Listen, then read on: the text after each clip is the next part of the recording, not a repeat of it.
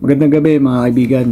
Ang topic natin ngayon is murder, homicide, parricide, and infanticide. Okay, unahin natin sa murder. Okay, paano ba matatawag na murder ang pagpatay sa isang tao? Okay, ito guys, kapag present itong mga babanggitin kong mga qualifying or aggravating circumstances, no, basically mako-consider na murder ang isang kasong pagpatay. Okay, unang qualifying circumstances, yung tinatawag nating treachery. Okay, ano ba yung treachery? Pag sinabing treachery, ito yung pagpatay mo sa isang tao na mayroong pagtataksil or pagtatraidor. Okay, ikaw na kriminal, hindi mo binigyan yung victim ng chance na madepensahan ng kanyang sarili. Ano ba mga example niyan guys? No, habang natutulog yung kaaway mo, no, merong pagtataksil, no, pagtatraidor, tulog siya, hindi niya kayang depensa ng sarili niya, pinagsasaksak mo habang tulog. So basically merong treachery dyan, pasok yan sa kasong murder.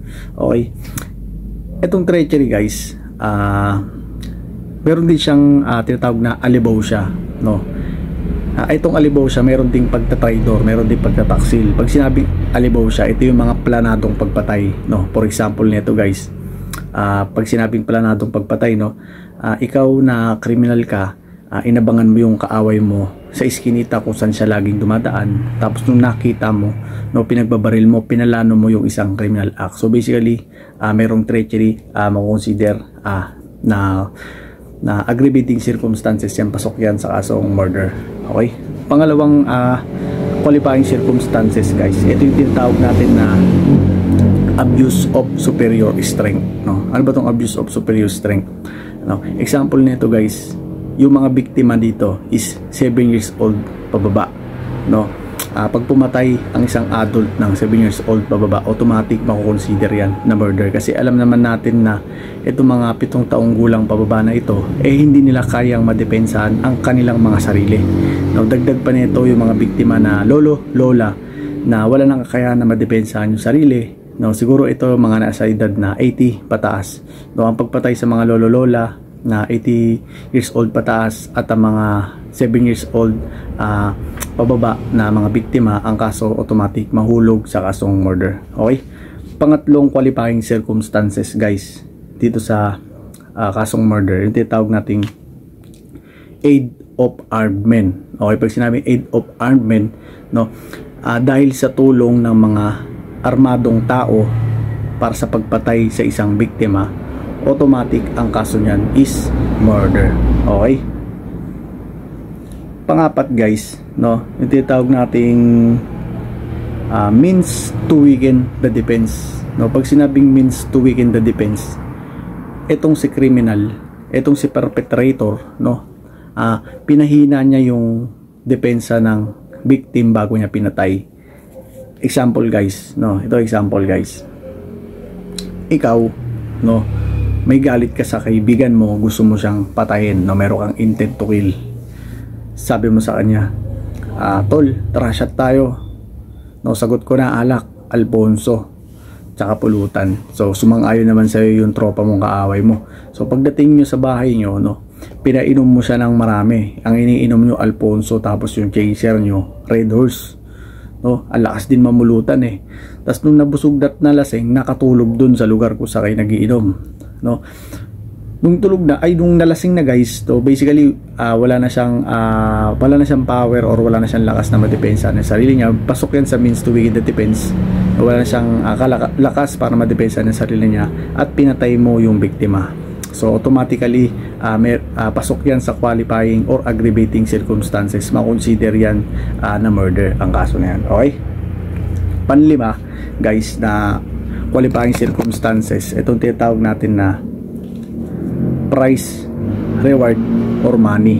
Okay, dito na papasok yung mga hitman, no. Itong mga hitman, no, pumatay sila para sa kapalit na reward, kapalit na pera, or anything na magbe-benefit sa kanila. So basically, itong mga hitman na to, no, na pumatay kapalit ng pera, ang kaso nila automatically murder, pasok yan sa qualifying circumstances, no.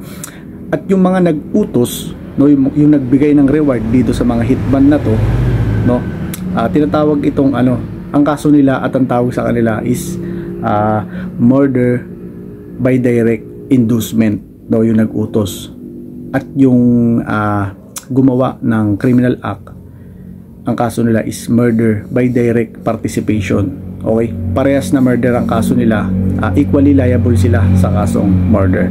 Okay, pang-anim guys, yung tinatawag nating means involving waste and ruin. Okay, example nito guys, yung pagpatay mo sa isang tao by means of fire. Okay, example, no, natutulog yung kaaway mo sa isang bahay, no, ang intention mo patayin siya by using fire, no, binuhusan mo ng gas yung paligid ng kanilang bahay, tapos sinilaban mo ng apoy, no, namatay by using fire.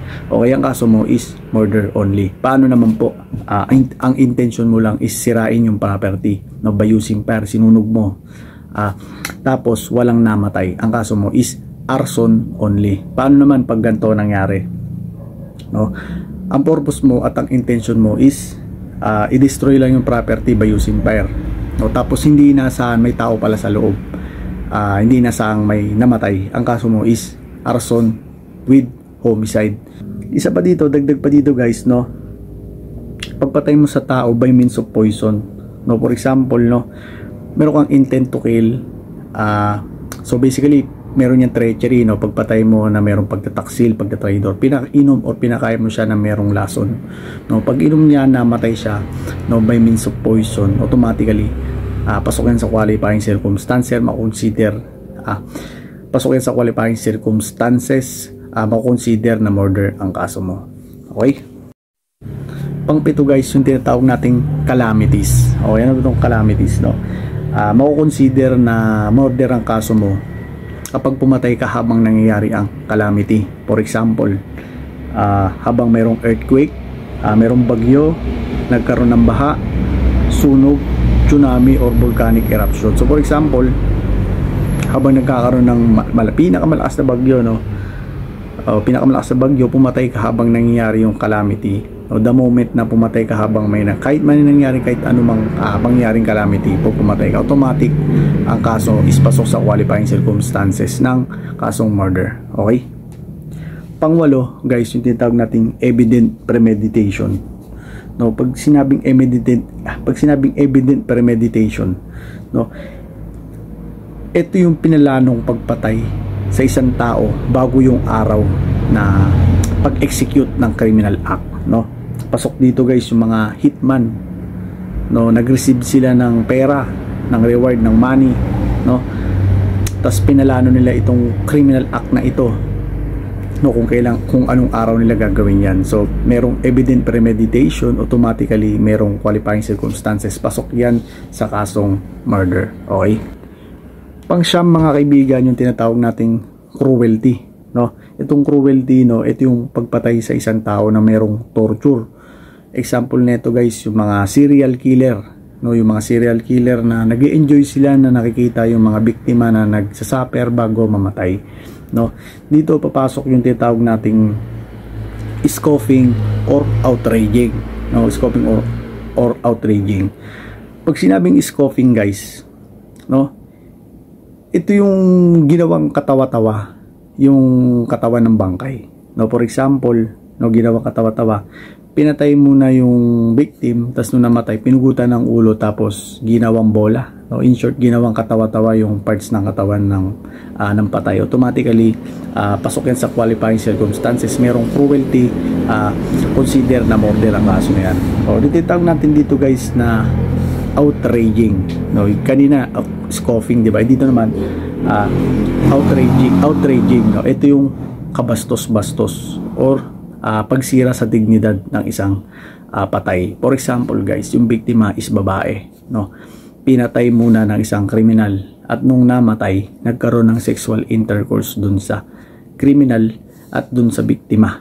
Okay, ang tawag dyan guys, outraging. Automatically meron niyang qualifying circumstances, pasok yan sa kasong murder. Okay, and also guys, no, itong yung tinatawag natin na mga kriminal na under the influence of illegal drugs. So for example, itong criminal under the influence of illegal drugs, no, shabu, no, nakashabu, tapos pumatay sila, automatically kahit walang treachery, ang kaso nila pasok sa qualifying circumstances, makukonsider na murder ang kaso nila. Okay? Dito naman guys, no, under the influence of drugs, no, hindi illegal na sabihin nating alak o alcohol.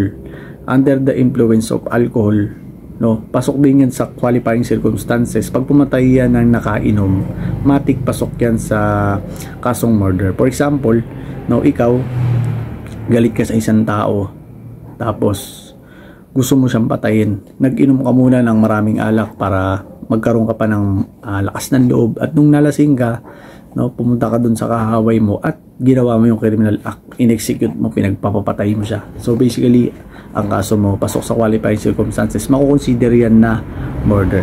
Paano naman guys? Ganito naman po guys, no? Ganito naman, no? Yung tao under the influence of alcohol, no? Tapos merong mitigating circumstances, no? Pag sinabi nating mitigating circumstances, mababawasan lang po yung penalty niya, pero hindi ibig sabihin nun maaalis yung criminal liability ng isang perpetrator. Ayun yung mitigating circumstances. Ngayon, ang mangyayari dito guys, for example, scenario, under the influence of alcohol, no, imbis na aggravating, naging mitigating. Ito scenario guys. Etong si letter A pumunta doon sa bahay ni letter B, doon sa bahay ng kanyang kaibigan, no? Aksidente siyang nakainom ng alak, aksidente siyang nalasing, hindi planadong pag-inom ng alak. Pag open niya kasi sa rep ni letter B, akala niya yung juice doon is juice lang, hindi niya alam na meron palang halo ng alcohol content. Nalasing siya, at nung nagkaroon siya ng tama, nung nalasing siya, kinuha niya yung kutsilyo doon sa kusina at pinatay niya yung kaibigan niya, no? Hindi inaasahan na ang pag-inom niya ng alak, hindi inaasahan ng pagkalasing niya ang dahilan ng pagpatay niya na aksidente doon sa kaibigan niya. Okay, mababawasan yung penalty niya, pero hindi mawawala yung criminal liability niya. Okay, magkakaroon lang mitigating circumstances. Okay, punta naman tayo mga kaibigan sa homicide mga kaibigan. Punta naman tayo sa homicide. So pag sinabing homicide, ito yung mga elements ng offense sa homicide. Okay, makinig ah. Una, no, merong taong pinatay sa homicide. Pangalawa guys, ang perpetrator dito pumatay without justifying circumstances, no? Pag sinabi kasing justifying circumstances, ito yung mga self-defense, defense of relatives, defense of stranger. So basically, wala silang criminal liability, and at the same time wala silang civil liability, basta mapapatunayan sa korte na yan po ay justifiable, na yan po ay justifying circumstances. Okay, na yan po talaga ay self-defense, defense of relatives, defense of stranger. Okay, pangatlo po, no, ang perpetrator natin dito merong intent to kill, which is presumed, no, meron siyang intent to kill, and based sa mga actions niya, sa mga intention niya, at sa mga weapon na ginamit niya. Okay, merong intent to kill, may intent to kill, tapos hindi namatay yung biktima, ang kaso attempted or frustrated homicide. Paano naman kung walang intent to kill tapos namatay? Automatic ang kaso homicide. Paano naman kung wala kang intent to kill, ang intent mo bugbugin lang, hindi namatay? So basically ang kaso mo lang is physical injury, depende kung slight, less serious, or serious. Okay, pang-apat po na elements dito ng offense dito sa homicide, no, yung pagpatay ng perpetrator hindi po pasok sa qualifying or aggravating circumstances na elements na pinaliwanag ko kanina sa elements ng murder, or hindi pasok sa elements ng parricide or infanticide, no? So basically kapag wala dun sa mga elements ng murder yung pagpatay, parricide or infanticide, mahuhulog lang yan sa homicide. Okay, so siyempre kailangan pong mapatunayan na merong intent to kill beyond reasonable doubt. Okay, kasi kapag walang intent to kill, hindi namatay, ang kaso physical injury lang, depende kung slight, less serious, or serious. Okay? Pero pag may intent to kill, tapos hindi namatay, ang magiging kaso attempted or frustrated homicide. No? Basta hindi pasok sa elements ng murder, hindi pasok sa elements ng parricide or infanticide, ang kaso niya is homicide. Okay? Naiintindihan po ba mga kaibigan? Punta naman po tayo sa parricide. Okay? Dito sa parricide, mga kaibigan, no? Yung blood relationship ng victim and suspect is important. Tatandaan nyo sa parricide, ang blood relationship ng victim and suspect is important. Dito meron tayong 4 types of children sa family code. No, meron tayong 4 types of children sa family code. Una, yung tinatawag nating legitimate child. Pangalawa, illegitimate child.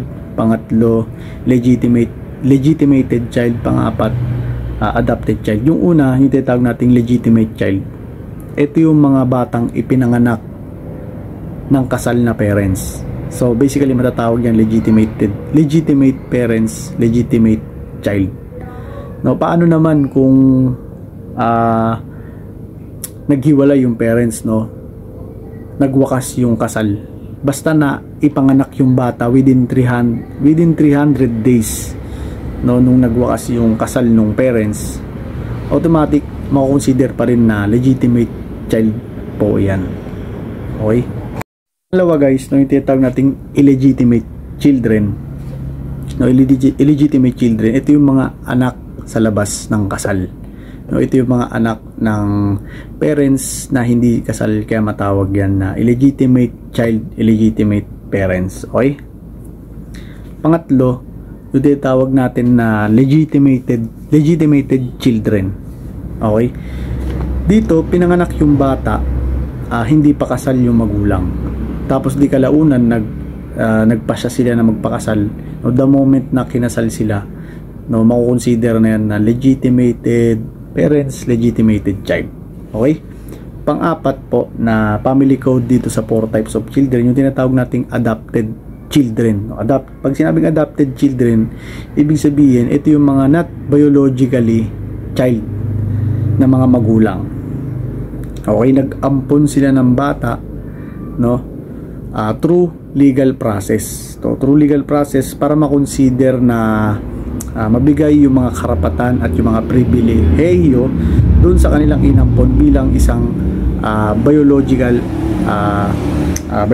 child, no? Yung inadapt nila, yung inampon nila through legal process para mabigay yung rights and privilege katulad ng kaparehas doon sa biological child, no? Dito sa parricide, mga kaibigan, ang pagpatay sa children, parents, ascendants or descendants, whether legitimate or illegitimate, basta biologically children, biologically parents, biologically ascendants or descendants, ang pagpatay dyan, alinman sa mga yan, makukonsider na parricide. Okay? Ano ba yung ascendant or descendant? Pag sinabing ascendant, no, pinatay mo yung lola, lolo mo. Kahit illegitimate pa yan, basta biologically lola, lolo mo yan, pinatay mo, automatically pasok yan sa parricide. Ganun din, no, sa descendant, pinatay ng lola, lolo niya yung apo niya, basta biologically niyang apo yun, matik pasok sa kasong parricide. Okay? Basta tatandaan nyo lang, ha, whether legitimate or illegitimate, yung anak pinatay yung magulang, biologically parents, biologically child, parricide ang kaso. Ganun din, ang parents pinatay ang anak, biologically child niya yun, kahit illegitimate, pasok yan sa parricide. Paano naman pag ganito, mga kaibigan? No, sa spouse, no, yung asawa mo, hindi kayo kasal, kung tawagin ay live-in partner or common law spouse, ang pagpatay sa spouse na hindi kasal, no, ang kaso homicide or murder, hindi yan pasok sa parricide. Pero pag pinatay mo ang asawa mo nang kasal kayo, yan makukonsider yan na parricide. Okay? So sa adopted children naman guys, no, pag adopted children without legal process, no, hindi dumaan sa legal na proseso, hindi mo nakuha yung rights mo and privilege mo na maging isang legal na magulang ng adopted child mo. Pag pinatay mo yan, automatic homicide or murder without legal process. Pero kapag ka ang adopted child mo dumaan sa legal process, merong ang rights and privilege with legal process, pinatay mo yung bata, ang kaso magiging parricide. Ganun din kapag ang adopted child pinatay niya yung kanyang magulang, no, inampon siya na merong legal process, magiging parricide din po ang kaso. Okay? Ang pagpatay sa kapatid, no, brother or sister, ay hindi parricide. Mahulog lang yan sa homicide or murder. Okay? Paano naman guys, no, kung aksidente mong napatay yung magulang mo or yung anak mo, automatic pasok yan sa parricide. So for example, no, si A may galit kay letter B, inabangan ni A ang kanyang kaaway na si B sa isang lugar. Nung nakita niyang naglalakad, pinagbabaril niya ito habang nakatalikod. Okay, nung paglapit niya, tinignan niya kung patay na ba talaga, at nung pagtingin niya, hindi pala yun yung kaaway niya, kundi yung kanyang magulang ang kanyang nabaril. So basically, no, sabi ko, ang blood relationship is very important, kaya ang kaso ni letter A ay mahuhulog sa kasong parricide. Okay? Punta naman po tayo sa Muslim. Ang mga Muslim po, ang polygamy or bigamy is legally permitted po sa kanila, as long as kaya nilang sustentuhan equally yung kanilang mapapangasawa at yung kanilang magiging anak doon sa kanilang mga inasawa. Maximum of 4 wives, no? Polygamy is legally permitted sa mga Islam. Okay? Kapag ang Muslim pinatay niya ang una niyang asawa, no, pasok yan sa parricide. Pero kapag ang Muslim pinatay niya ang kanyang second wife, third wife, or fourth wife, mahuhulog yan sa kasong homicide or murder. Wala pong parricide dyan, no? Ang unang asawa lang po ang pasok sa parricide kapag pinatay niya ang kanyang unang asawa. Okay? Punta naman tayo mga kaibigan dito sa infanticide. Ano ba infanticide? Ang infanticide po, ito yung any person na pagpatay sa sanggol less than 3 days old or less than 72 hours. Okay?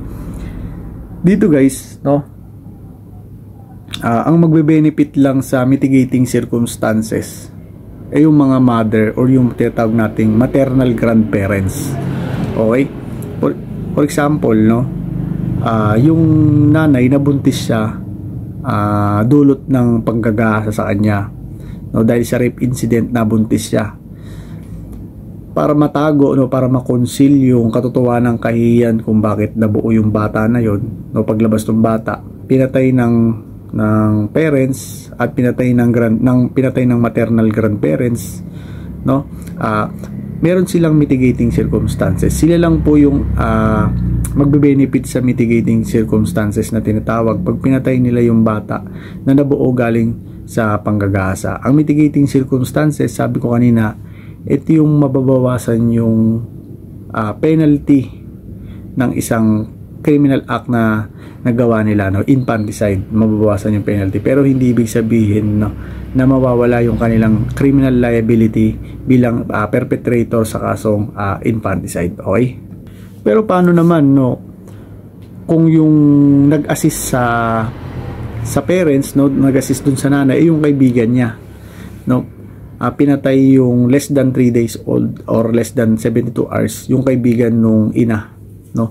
So basically, ang magiging kaso nung nag-assist sa kanya na kaibigan niya is infanticide, equally po sa punishment ng murder, no. Tinatawag nating 20 years, 1 day, and 40 years. Sa susunod na topic ay yung sunod na banata natin, no, yung classification of penalties and classification of felony. Di ba sabi ko kanina, no, ang sariling anak, biologically children, pag pinatay mo, automatic parricide. Dito, kahit sarili niyang anak yan, basta less than 3 days old or less than 72 hours, pinatay niya yung bata, automatic pasok yan sa infanticide. Paano naman mga kaibigan kung fetus, no, fetus ibig sabihin not viable, no, hindi pa kayang huminga or hindi pa kayang mabuhay, no, nasa tiyan pa lang ng magulang, no, nandun pa lang sa sinapupunan ng magulang, tapos pinatay niya, pinalaglag niya, no. So basically ang kaso, hindi infanticide, ang kaso is abortion. Okay, hanggang doon na lang po muna mga kaibigan. Sana marami kayong natutunan. Maraming salamat po. God bless you all.